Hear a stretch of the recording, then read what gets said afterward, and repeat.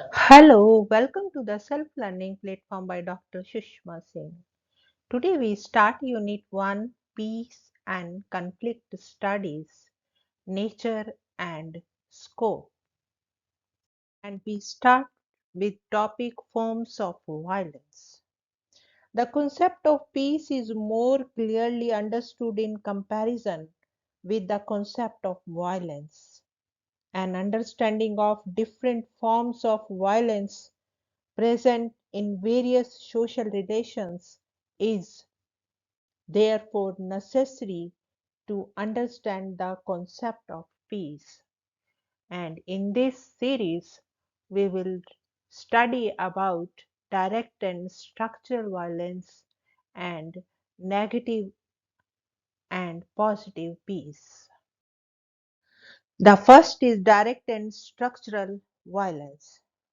Direct violence is the popularly known, understood meaning of violence and is referred to in terms of physical injuries and infliction of pain, such as killing, beating, and verbal abuse, whether they happen in war or in interpersonal situations.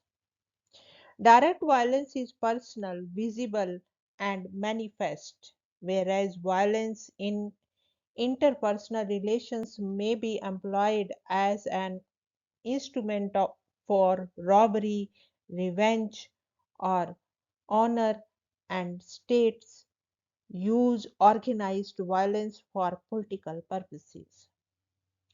The capacity for violence is institutionalized in prison systems, concentration camps, military forces, and militia. Nazi Germany killed millions of European Jews and other ethnic minority groups.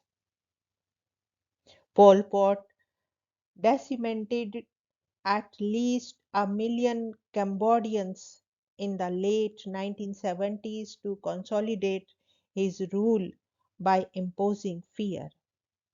Genocide is a major form of direct violence that is inflicted on one group by the other with very little reciprocal violence by the weaker side. Structural violence consists of inegalitarian and discriminatory practices causing human misery like poverty, hunger, repression, and social alienation. Structural violence is apparent in social systems maintained by exploitative means. Discrimination results in denying people basic living standards like decent education, housing, and an opportunity to work. The gross violation of human rights and dignity prevents the optimum development of each human being. The lack of an opportunity for self fulfillment can be based on race, religion, gender, economic status, or age. If a young female's need for education is not provided adequately because of gender differences, it constitutes inequitable life conditions. In many societies, some people are dying from a lack of protein or health care, while a few enjoy a luxurious way of life. Given its indirect and insidious nature, structural violence most often works slowly in eroding human values and shortening lifespans. As war is only one kind of peaceless condition, the opposite of peace is more than the existence of manifest violence. The absence of direct violence does not necessarily mean the satisfaction of conditions for maintaining decent human life. The concept of structural violence helps us understand deep causes of conflict ingrained in political oppression and economic despair.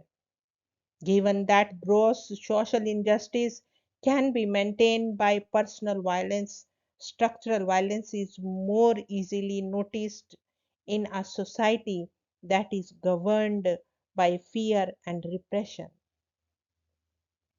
When coercive mechanisms are effective, structural violence is not challenged for a long time. However, prolonging exploitative conditions eventually produces violent resistance like liberalization movement during the western colonial domination in Africa and Asia. Certain cultural elements like religion, ideology, and art that touch upon the symbolic sphere of our existence can be possibly resources of direct and structural violence through their value, justification, and legitimization of their instruments. In religion, there is a sharp distinction between chosen people and outsiders. Beyond its accepted boundaries, nationalism justified through state ideology or ethnicity has been an instrument for promoting war. Some categories of structural violence, such as authoritarianism or discrimination based on gender and race, are typically condoned by cultural norms. A socialization process maintains distortion of knowledge and images about other people, as both manifest and latent violence have a cultural layer. Cultural practice is not strictly separated from the two main types of violence. Minimization of cultural violence does goes along with reduction in structural and direct violence. The next point is negative and positive peace. Negative peace is focused on the absence of manifest violence such as war, which could be realized through negotiation or meditation rather than resorting to physical force. It recommends the use of non-violent means, total disarmament, and social and economic interdependence to avoid the physical violence and discourage the use of force in conflict situations. In a negative peace approach, preventing war also requires a large array of international agreements and institutions that can support stable relations among nations. The idea of improving peace has also been reflected in many international agreements and in the mechanisms of collective security included in the League of Nations and the United Nations. Negative peace policies may focus on a present, short, or near future time scale. Due to the fact that stability and order can be maintained by an oppressive system, negative peace is compatible with structural violence. In such a situation, absence of physical violence can derive from deterrence strategies to punish enemies. Lasting conditions of peace are not synonymous with the preservation of intervals between outbreaks of warfare. War cannot be eradicated as long as militarism remains a prevalent value. The concept of positive peace, based on a broad understanding of social conditions, means the removal of structural violence beyond merely the absence of direct violence. According to Jahan Galtung, positive peace would not be obtained without the development of just, and equitable conditions associated with the elimination of inegalitarian social structure.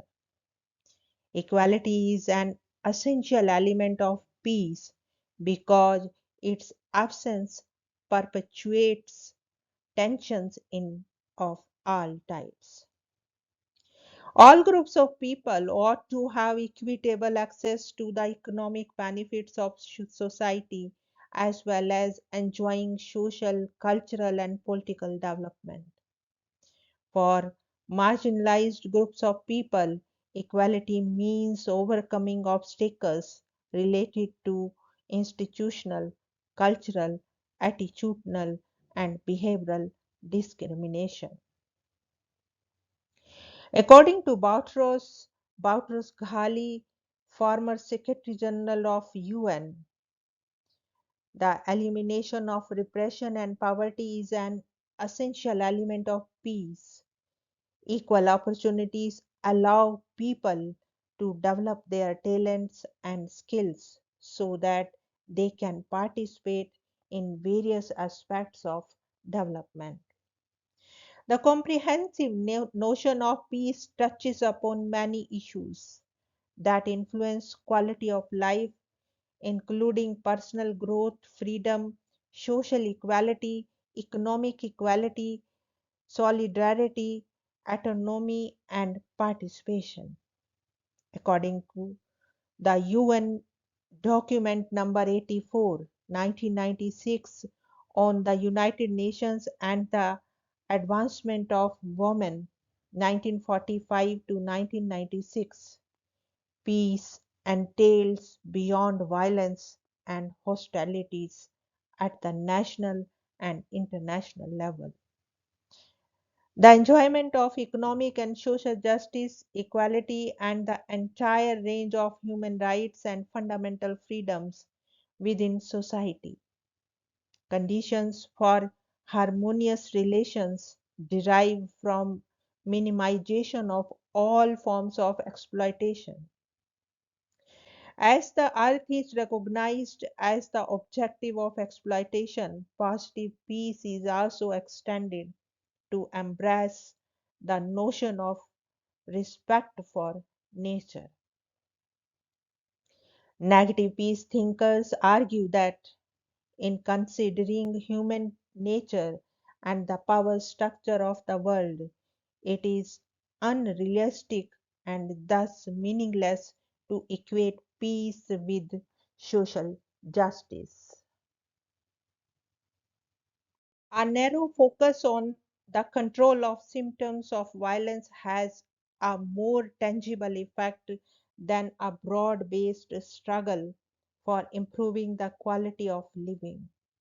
During Cold War, peace researchers like Kenneth Boulding raised concerns that a broadened notion of peace would divert attention away from the problems of disarmament towards a grand vague study of world development.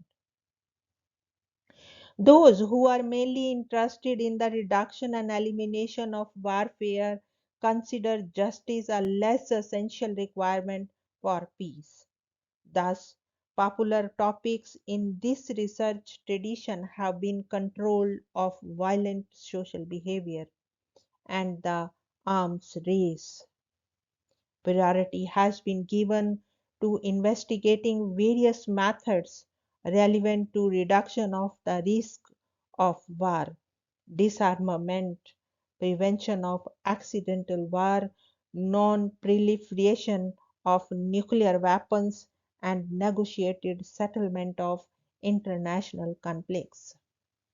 Scholars in the positive peace research tradition, most prominently Johann Galtung, assert that the structural roots of violence conflict have to be more seriously studied than particular cases of avoiding and limiting war or such narrow issues as reduction in particular weapons systems. Knowledge for conditions to achieve peace has to be explained strategies to overcome institutional form of violence. The study of positive peace identifies conditions threatening human survival, which include environmental issues as well as poverty and economic disparity. Given that these problems are not likely to be solved in the world's current economic and political structure, the analysis of shortcomings of the present system naturally leads to a search for policy and institutional changes that can serve human welfare. In the areas of non-violence, some people are mainly concerned with logistic and tactical issues involved in the unarmed struggle against enemies without much regard to changes in structural condition for oppression. Peace thinkers like Jane Sharp view nonviolent action as merely an effective strategic instrument to achieve specific political objectives and score victories with non lethal means. Other thinkers, such as Geoffrey Ostergaard, who follow the traditions of Mahatma Gandhi, emphasize non-violence as a principle capable of preventing the origin or existence of unjust social and economic system. Non-violent social system in turn can be acquired by establishing egalitarian social relations. Though the focus of anti-war movements during the Cold War period was to prevent the worst scenario of having a nuclear war, many peace groups working in the negative peace traditions at the same time shared the ideal of pacifist communities that a peaceful order requires social justice. If the study of peace is designed for policy changes and action, its ultimate goal is to create social conditions for the betterment of life in all humanities. Building positive peace should thus be complementary to practicing negative peace. Preventing the use of physical manifest violence is more successful under certain social structural conditions. There is no need for the use of violence if there is justice in the society. Institutions of war are based on domination and they play an important role in maintaining the culture of violence. In that sense, peace is synonymous with the elimination of institution of war.